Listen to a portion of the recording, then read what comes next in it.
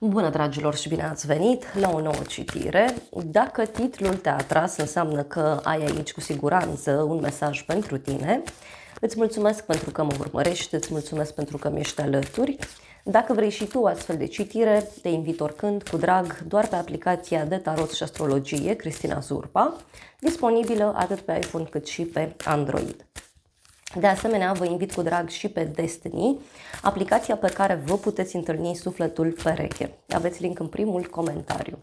Hai să vedem așadar mesaje pentru tine, pentru casă, în curând, în viitor, ce nu știi pe neașteptate și ce o să te mire. Bun, a început citirea cu un 3 de monede. Bun. La baza pachetului avem așa: justiția, regina de bâte. O legătură cu zodii de foc, berbec, leu, săgetător, dar și o legătură cu zodia balanță, mai văd aici. O persoană ușor confuză. Poate să fie vorba și despre o persoană care este entuziasmată, are emoții, doar că, pe de altă parte, mai văd aici energia unei persoane care nu-și conștientizează valoarea. Este o perioadă în care iei decizii importante în viața ta, decizii ușor radicale. Mai poate să fie și o perioadă în care ai treabă foarte multă cu actele sau în general cu partea juridică. Tot cu justiția m-aș gândi eu că sunteți într-un moment în care vă centrați foarte mult pe partea aceasta de dreptate. E ca și cum vreți să faceți dreptate sau știu eu, sunteți persoana care aveți decizia, da? Decizia în casă, decizia la muncă. Pentru tine avem 3 de monede. Uite, e o perioadă în care te văd aici într-un grup mai mic de oameni, lucrezi la ceva, fie pentru casa ta, fie la muncă, ai un proiect în care sunteți implicați câțiva oameni. Mai văd și o perioadă bună de studiu pentru tine, da? Deci studiezi ceva, înveți ceva important. Tot pentru tine poate să fie aici un moment în care vin oameni la tine și îți cer sfatul, îți cer părerea, poate chiar tu ești într-un moment în care le ceri celorlalți diferite păreri. Hai să vedem despre ce vorbește acest 3 de monede. Și avem așa, 2 de cupe, 8 de spade. Deci este vorba despre un blocaj aici. Da? Poate să fie un blocaj legat de dragoste, poate pentru unii să fie vorba despre o situație puțin complicată legată de o colaborare sau o situație puțin complicată legată de o relație importantă. Avem și asul de monede, da? Deci e vorba despre un nou început aici. Deci e vorba de ceva nou și cu siguranță din acest motiv sunt aceste lucruri.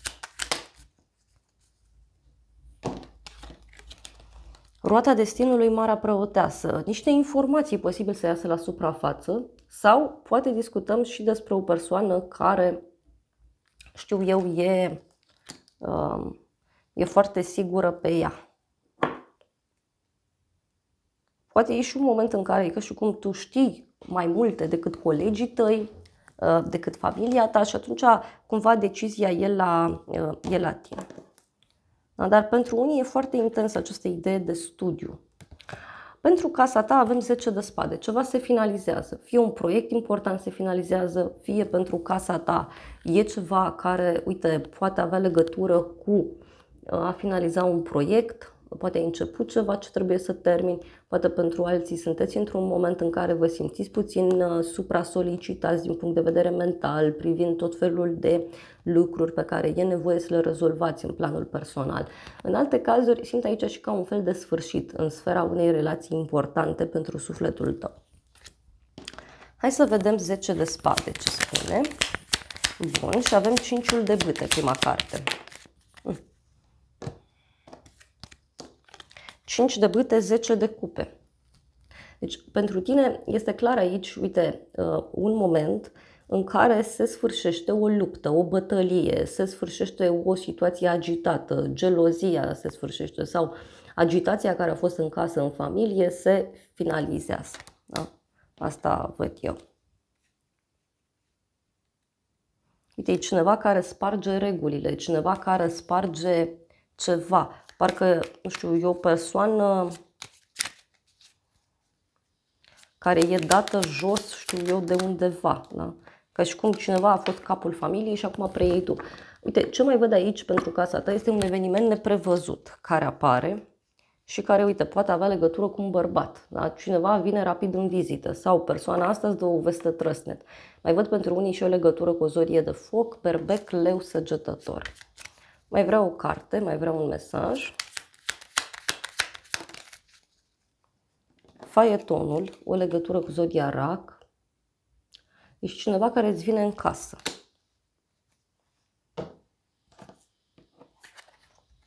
În curând, 7 de cupe, niște promisiuni pe care cineva ți le face aici, dar poate să fie și o bucurie pentru sufletul tău. Mai văd o persoană care îți poate prezenta ceva anume, nu știu, un tablou a unei situații, într-un mod pozitiv. Dar e cineva care îți promite multe, cineva care spune, uite, te ajut cu lucrul respectiv, dar până acolo e nevoie să faci ceva. Poate să fie aici, uite, și o bucurie mare pentru tine în legătură cu ideea de iubire, de familie. Și avem justiția și asul de spade în curând. Da? Deci o decizie. Mai văd aici o legătură cu zodia balanță. Deci, e clar aici vorba despre o alegere importantă. Da? O alegere importantă în planul personal.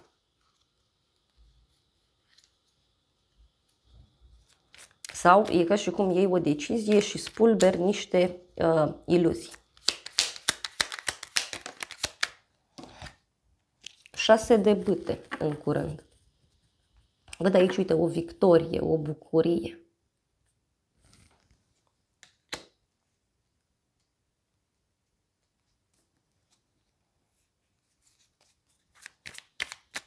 Poate să fie și o decizie oficială.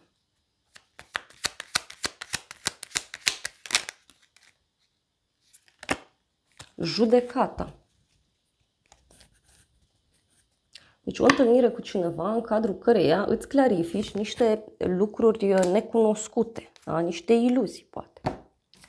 În viitor, asul de spade. Din nou se repetă, da, acest mesaj de dreptate. În viitor văd aici o victorie pentru tine, un adevăr pe care îl afli, o nouă regulă care apare în viața ta și tot asul de spade, uite, poate să reprezinte și o veste eliberatoare. Da?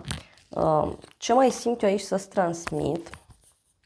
În viitor poate să fie și o responsabilitate mare. Uite, avem cavalerul de spade, 10 de bâte, pajul de monede. E ca și cum ai trece un test important. Asta simt eu să transmit. Este o persoană agitată aici. Agitată, dură. Mai vreau un mesaj.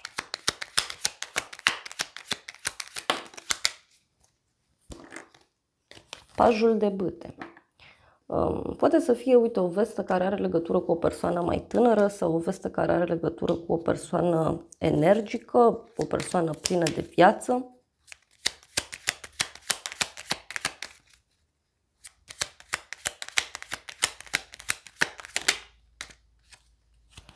Șapte de spade. Da? E ca și cum cineva e pedepsit aici.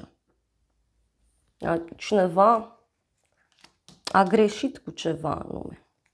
Mai poate să fie și că tu în viitor aici vei avea un fel de discuție în contradictoriu cu cineva care se comportă foarte imatur.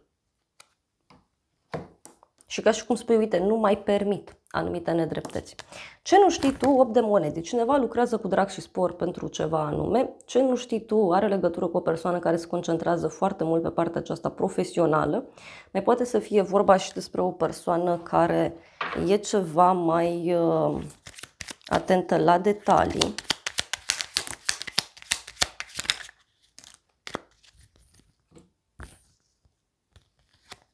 Trei de spade, diavolul, 5 de monede, regele de monede.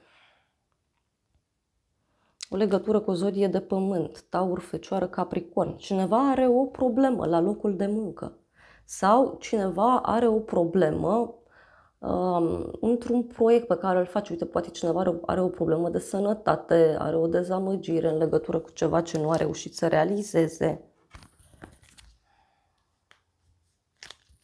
Mai vreau un mesaj, ce nu știi tu. Cineva aici care încearcă să repare, doar că nu știu dacă mai are ce să repare. Asta e. 6 de monede, regele de cupe, o conexiune cu o zodie de apă, rac, scorpion sau pești. Aici, ce nu știi tu, uite, are legătură și cu o persoană foarte blândă, iubitoare, sensibilă. Este vorba și despre o persoană cu sufletul curat. Poate știu eu acest bărbat să sară în ajutorul acestui om.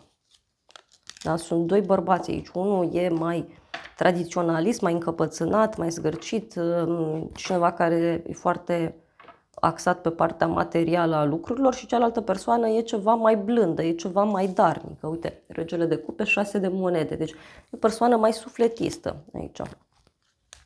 Deci o discuție între bărbații ăștia doi.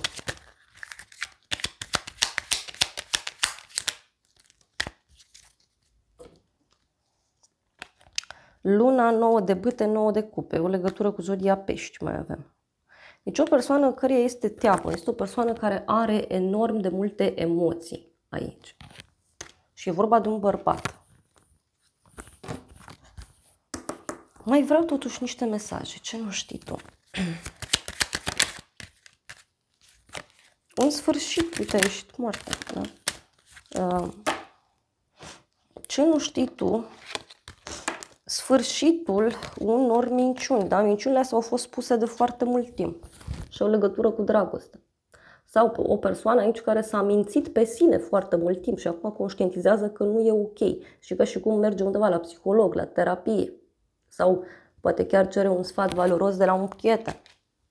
Eu așa văd, da? Că e cineva care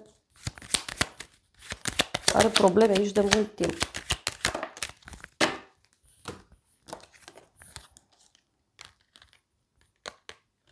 Și este o persoană mai invidioasă așa din fire.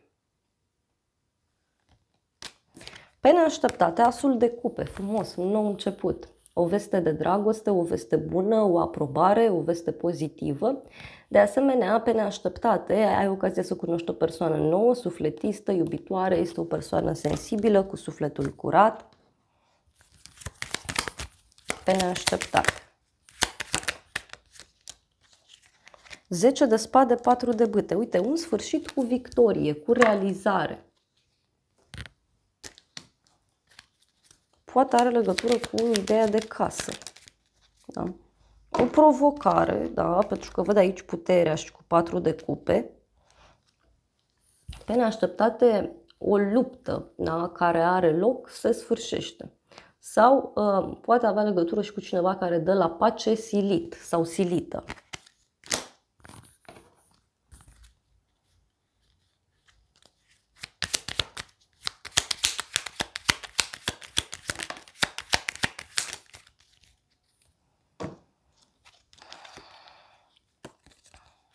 Opt de cupe, 10 de monede. Pe neașteptate. Cineva care, nu știu, renunță la ideea de casă, de familie. Cineva dă la spate ceva anume.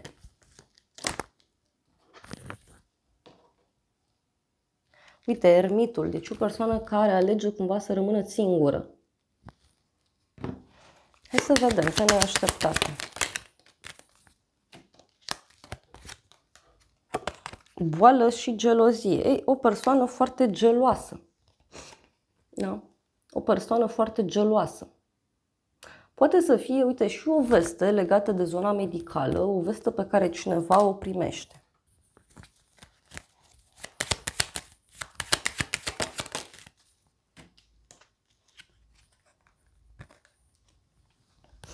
Și are legătură și cu o femeie și cu o relație.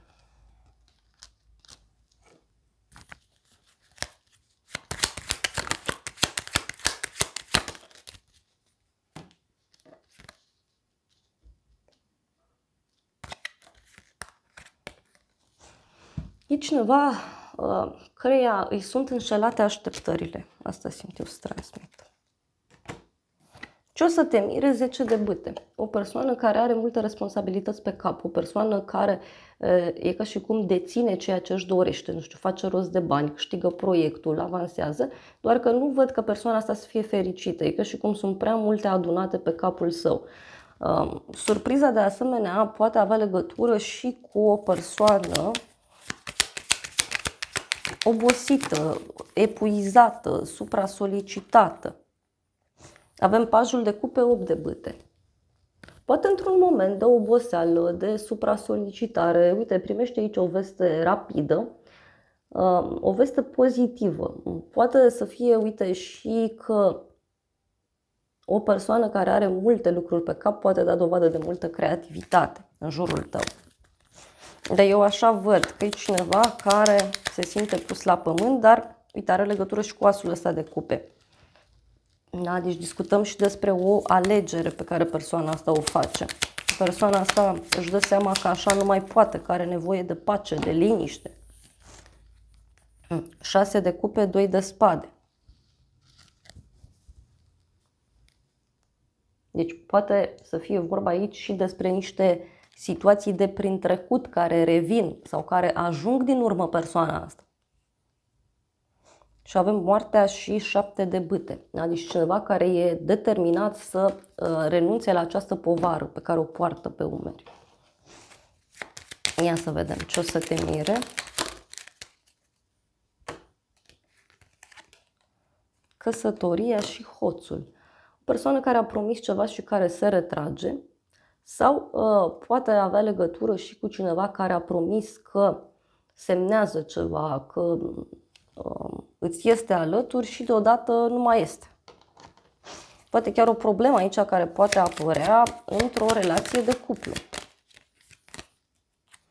Avem judecata și banii, deci aici e o decizie foarte mare ce o să te mire pe tine, dar valoroasă. Uite, avem copilul și vizita, deci poate să fie vorba despre un nou început.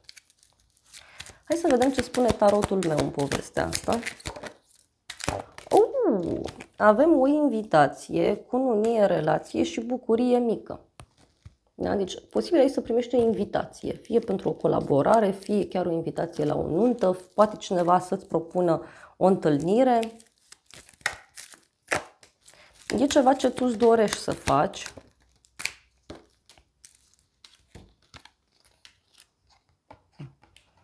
Aici văd niște vorbe bune de la un bărbat suspus. Da? Poate să fie un bărbat mai matur sau un bărbat care are o funcție mai înaltă.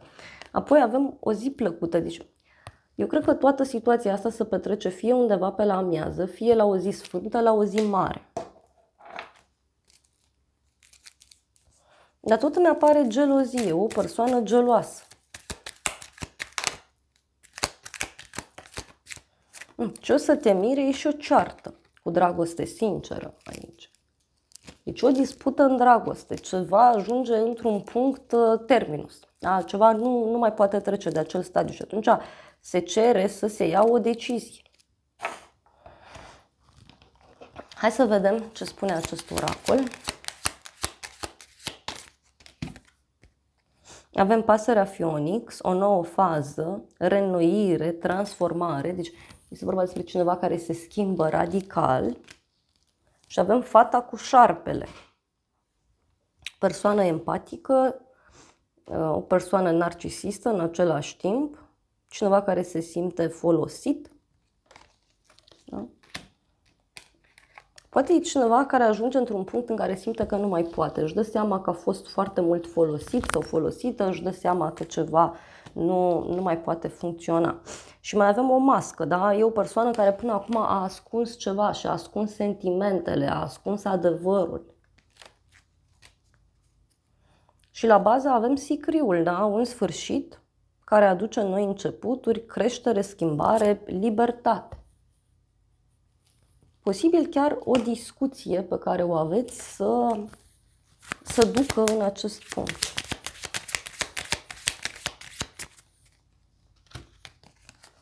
Avem așa, pasiune,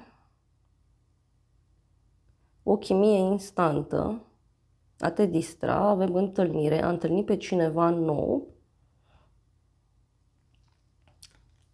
a planifica o întâlnire. Văd aici energia unei persoane foarte pasionale.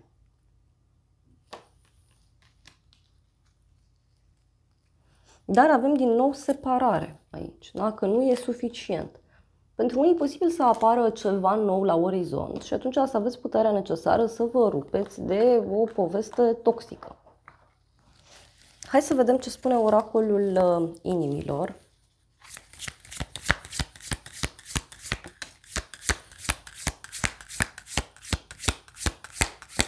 Focul dintre noi este intens. Deci cineva care încă se simte atras. Și a mai ieșit un mesaj. Acesta este unul. Și e cineva care îți spune, uite, că a fost rănit. Toată lumea spune că a fost rănit în dragoste, dar nu spune și ce a făcut el sau ea. Viața fără tine e fără speranță, întunecată și depresivă. Mi este dor de lumina ta. Posibil aici să fie o persoană care se încărca de la tine, da? Căreia iluminai viața, îi făceai viața mai frumoasă. Și persoana asta conștientizează aceste lucruri.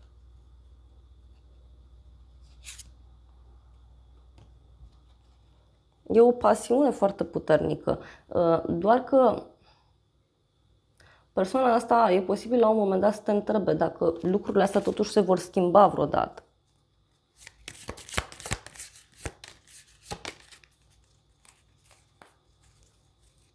Și uite, din nou se repetă mesajul ăsta, că e prea mult undeva anume.